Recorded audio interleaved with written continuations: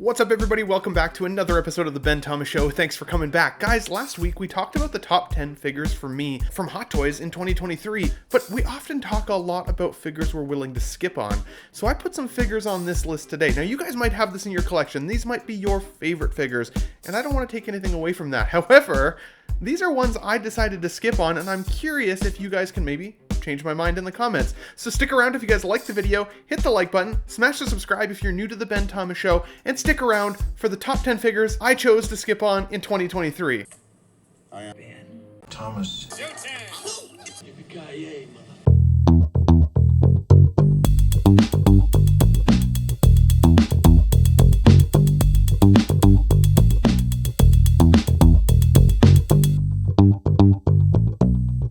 Okay, everybody, so before we start, all the figures I'm going to talk about today, I have a hard time skipping on because they're all cool, let's be honest. But we gotta start somewhere. As Hot Toys collectors or 1/6 scale collectors, sometimes we just need to decide what can't come to the collection, right? So this for number one. The Matrix Resurrections Neo. Now, this was a hard one to skip because when it came out last year in 2022 that this version of Keanu Reeves, Neo, was going to come, I was pretty excited, I'm not going to lie. And then I saw the movie. And for me, if I don't love the film or the source material, I have a really hard time justifying the 1/6 scale version in my collection. Now, the other reasons I was able to decide to skip on this was that, of course, we knew that John Wick 4 was coming and that there was always that hope we'd see another John Wick. So if you wanted Keanu in your collection specifically, that was one to wait for. While I think the likeness on this Keanu Reeves is easily one of the best Hot Toys has ever given us, when we saw the final pictures, the glasses were also really kind of different. Kind of looks like he stole his 80-year-old grandmother's glasses. Not a great look for Neo there, and again, didn't totally love the film. So for me, this one ended up being a skip. Was it for you? Number two on the list is maybe a controversial one because I know I have friends who are collectors that absolutely love this figure, and I understand why. When this Ahsoka came out, you know, people were saying this doesn't look enough like Rosario. Some people said it totally looks like Rosario. What are you talking about? I was one of those people. I looked at this sculpt and saw the Rosario Dawson likeness there. But as much as I did enjoy her inclusion in Mandalorian, I knew she was going to get her own show, the Ahsoka show. So for me, I decided to wait, and I'm kind of happy I did. There was a lot of figure body breakage issues on this figure, especially at the elbows. Collectors were kind of sending in a lot of pictures and reporting that their arms in their Ahsokas were actually breaking out entirely. I know this happened to my friend Marco at 1/6 Fix, which is super unfortunate. And knowing that Ahsoka series was coming, I kind of crossed fingers that maybe they'd rectify that issue. Now, I don't honestly know if they will rectify it with Ahsoka the White, that version anyways that's coming, but they did change a few things. It does look like they upgraded the Leicu. It does look like they did improve the likeness of Rosario Dawson. I was shocked when I saw comparison photos of this figure next to the new one that's coming. And I hate when Hot Toys does that up to a certain extent. I hate when they compare a figure that's already out there in the market, because it kind of makes you feel like, well, shit, I shouldn't have bought this one. But this time, it was an easy skip for me. What did you guys think about this one?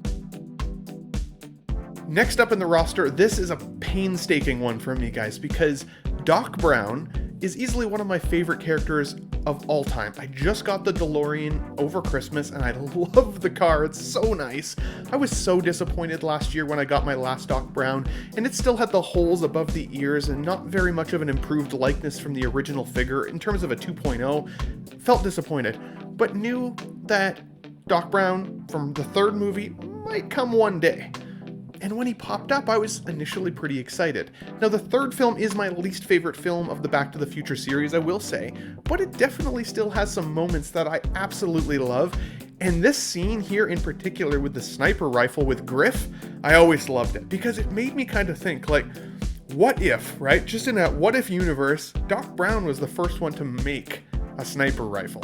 Clearly not, but still cool in terms of like what if history I always thought of. And for me, I always liked the character either way. Now, this was kind of the swan song in my opinion for Doc Brown, right? Because his story really does end at the end of this film, and so does Marty's. But, you know, Doc Brown finds love at this movie, and finds a way to reconcile time travel and kind of move on. And I think that's great in the film. The character here, the figure itself, I don't totally love. The hair sculpting is super weird. In a world where we're getting, nice soft touch material, hats and accessories that come on and off figures, rooted hair, artisan line from Hot Toys, why did they do Doc Brown so dirty in terms of his likeness a little bit, but more so on like the hair sculpting, the eyebrow sculpting? It was a little rough for me, guys, and because I don't totally love the film, it made it a skip. The other thing that was interesting with this release was that they show the third version of the DeLorean. Now, I think one of the challenging part as collectors is if they're featuring this picture, they're teasing the car a little bit, maybe we'll get that version of the car at some point. But if none of us decided to get this version, or only a handful of us, are the people like me who decided to skip gonna kick myself when this car comes out? Maybe. What do you guys think? This one wasn't too hard to talk about because for me, I did like the Hawkeye television show last year over Christmas. It made for a cool little Christmas special. Didn't feel like a show that's become so iconic to me that I have to watch it year over year, but I enjoyed it over last Christmas. The figure itself, I love Hailee Steinfeld. I think she's a beautiful actress. I don't feel that the likeness totally was captured here in the sculpt. I'd give it, somewhere between a 7 and an 8, which is fine. What bothered me most, and I think it bothered a lot of the folks who did decide to skip here, is that little bandage piece on the chin. Now, I'm not a customizer. I don't have much talent with paint work or anything like that, so I can't just rip that piece off and fix it.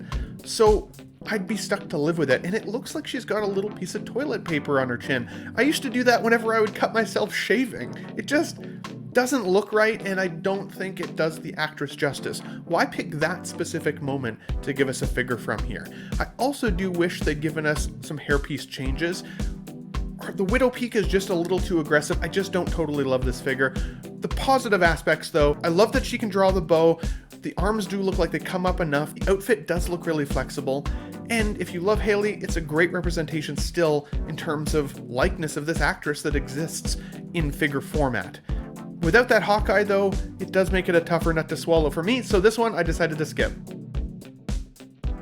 Next up, guys, we have the tactical suit Batman. The Ben Affleck version, of course. Now, I made fun of this figure a little bit when it first came out because this particular mouth plate totally makes me laugh every time I see it. Now, the figure did always feel a little oversized as well. I don't remember Affleck being that much larger than Cavill, but I could be wrong. Maybe that's just my recollection. But the mouth plates for this figure don't totally do it justice, and because this guy didn't come with a Ben Affleck head sculpt, for me, while I still see the Ben Affleck in there for sure, better than some of the other Batmans that have been shown for kind of future releases, this particular suit just doesn't scream nostalgia to me. It doesn't, give me that punch in the chest like I always say for me in order to get that collectible moving. And while I liked the source material, I didn't absolutely love the source material. So for me, this was a skip, but change my mind on this one maybe. Why did you guys decide to get this one in your collection? Next up we have Paz Vizsla from The Mandalorian. Now, this one was an interesting one for me because when Heavy Mandalorian version 1 came out, I thought that was such a cool figure, and at the time, I was having a bit of a tough money situation. I just couldn't justify it at that moment, so I had to skip on it. About a year later, things improve, of course, and I go looking for that figure, and it's a chase, right? It's absolutely a chase figure. The piece was so cool, so iconic. Big, YouTubers out there talked it up like it was one of the greatest figures of all time, and it turned it rare. It was hard to find, and if you find it, it's expensive. You got to pay the ticket price. So I was bummed that I kind of missed it. But I like that about Hot Toys collecting. Sometimes you just miss it, and those figures end up being those rare gems in your collection, the ones that, hold a little bit of value. And then he makes an appearance once again in Book of Boba Fett. And while the Mandalorian episodes of the Book of Boba Fett were some of my favorite episodes of that show, they give Paz Vizsla his name, we get to know him a little bit better, and he gets this dinky little energy shield on his arm when he's fighting Mando. Totally cool, but not enough changes in my opinion to necessarily warrant a second figure. But of course, toy companies be toy companying because they see some dollars there. Anything that becomes a chase, Hot Toys wants a piece of their pie back, and they gave us this Paz Vizsla. While I think it's a great figure, and if you missed the figure to begin with like I did and you wanted to go back and get it, you can. But because that figure is now not as rare, it's not as much of a chase, and I've filled up my collection really since that time where I wanted it, where it was giving me that little punch in the chest, that tingle to go pick something up from the show, I chose to miss it then, and I'm choosing to miss it now. But tell me why I'm wrong on this one, guys. Now this one, next up, is a tough nut to swallow, guys, because let's be honest, Scarlet Witch, Wanda, is amazing. WandaVision is easily one of my favorite, if not my favorite, Disney Plus Marvel television show that's come out. It's at least in the top 2 of 3. It's a great show. And when you get a chance to see Wanda powered up again at the end of that show, sporting this outfit, I remember thinking to myself, I gotta get that. If Hot Toys makes it, I gotta get it. Like 100%, right? You think that in your mind. And then time goes on, and you start seeing other content with Wanda. So for me, the other content was Multiverse of Madness.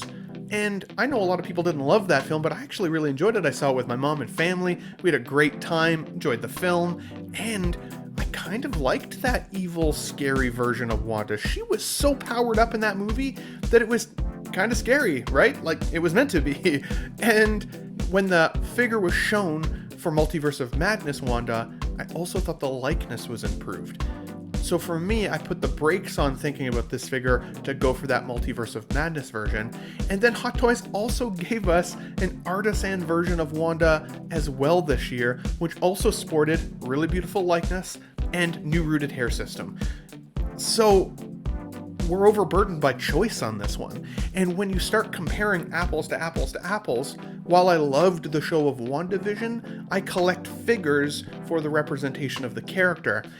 And Multiverse of Madness Wanda, I think, gets my vote there. That's the one that I've got currently on pre-order, because I thought she was scary, I thought she looked good, I thought the likeness was the best, and it got my vote. But why should I have not have skipped on this one? I know my friend Marco out there might tell me otherwise, but let me know in the comments below, guys. Next on the roster here, for top 10 ones I chose to skip, was the Neon Tech Iron Man Suitup and Gantry. Now, this is objectively really freaking cool. Let's be honest, it is hard to put these on a list, guys. I'm not gonna lie, because Hot Toys be hot toying here. This shit looks amazing. But, I'll admit, I'm not an Iron Man collector. I've got the Iron Man Mark 7, I've got the Iron Man Mark 1 coming, and I want the Battle Damaged 85. To me, that does give a really clear representation of some of the best scenes for me. The Mark III diecast that also came out this year, really hard to choose to skip that one. The only reason I've decided to skip it so far is because I purposely got the Mark 7 suit to kind of replace that imagery in my mind of that first time you see the Mark III walking through the desert, blowing shit up. The Mark 7, in my opinion, was the closest next suit at the time that was available, and I've come to love that suit, so I don't know if I need the Mark III beside it. It's pretty darn similar, but still has some noticeable differences. But this, I don't collect the Neon Tech line, and the amount of space that this guy is going to take up. Like, if you're an Iron Man collector, sweet. If you got the space in your collection for this, yeah, sweet. Like, this could look really freaking cool in your display. For me, couldn't justify it. As cool as this looks, couldn't justify it. I do like the color scheme though. It's one of my favorite colors for the Neon Tech. So, you know, it's one of those things that if somebody bought this for me one day, you know, gift from the family, I'd still be pretty stoked, not gonna lie. But it made the list for bottom 10. This one was a hard one to talk about because I do love King Shark. He was one of my favorite parts of James Gunn's The Suicide Squad. One of the reasons I chose to skip this guy though was his size, his power pose nature. He's only got about 7 points of articulation from my recollection, which is okay because, you know, in a figure collection, I only adjust my figures every once in a while. The seams on him, similar to how I feel about my Venom, they do make him look a little bit more like a toy. He's big, right? The marketing for this figure I thought was really good. They did a good job of capturing King Shark here. The likeness to the character in the movie is really good. The material of his skin looks really, really cool. I love his little jeans and everything. That's really fun. Even here, like, having fun with pictures with him looks really, really fun. All fun. But who do you display him with? I do have Peacemaker, but if you want the full team, you've got to go back to an old version of Harley, because none of the new James Gunn Suicide Squad film representations exist. The red dress Harley I would have taken, or any of the other versions in that movie of her, didn't get that. We didn't get Polka Dot Man, at least through official channels. I know there's a third-party version out there, which isn't actually a bad choice, but you do have to go that third-party route if you want to have the whole team. Even Bloodsport, same thing. Third-party versions. There's actually some really good Bloodsports out there, but if you don't collect third-party, you're going to have to skip. So once again, it really diminishes your ability to have kind of the team setup, and maybe you don't care. Maybe you just thought King Shark was cool as hell and you wanted it in your display right there so you can look at it. Heck yeah. For me, chose to skip on King Shark in 2023. Last on the list is a hard one to talk about as well, because let's be honest guys, Gilgamesh here has, I think, one of the best figure likenesses to an actor that we saw in 2023. Really good looking sculpt here. The likeness is just dialed in. Even the outfit, in my opinion, from my recollection of the film, is bang on. And some people said that there was some reduction from the prototype to the final. I didn't really see it. I honestly thought it was a really good offering still. The challenging part is similar to how I felt about King Shark. You only get Athena here to pose him with, and they weren't necessarily my two favorite Eternals, I'm not gonna lie. I liked some of the other characters just as much, at least, if not more. While I understand here that these two played a part in the film and they were together a lot, they actually had some of their own consolidated storyline within the storyline. I thought that was cool. I didn't love the movie even enough necessarily, I don't think, to justify it. I thought about the Athena at one point because I wanted an Angelina Jolie in my collection, but even then, I don't think that that's a great enough reason necessarily, at least for myself, to spend the money and to have an Eternals figure on the shelf that at some point when the collection fills up and I want her spot again, I think she'd be one that I'd move on, and same with Gilgamesh here. Once I needed the slot, I think I'd want to move him on. The other thing is like justice for Wong, right?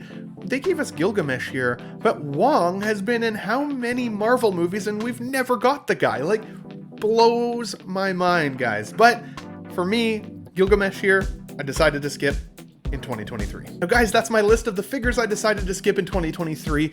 I hope you liked my reasons. Don't want to be negative, because again, all of them have their wins. All of them are really cool in their own way. So it was hard for me to choose to skip them, but I'd love to hear from you guys in the comments down below. Maybe change my mind on some of these. Was there some you guys chose to pick up, and why? I'd love to hear from you in the comments below. If you guys liked the video, hit the like button, smash the subscribe if you're new to the Ben Thomas Show. Happy New Year to you all, and we'll catch you on the next one. Wow, what a great audience. Be sure to subscribe to my channel if you haven't already, because subscribing makes you feel good. In case I don't see ya, good afternoon, good evening, and good night.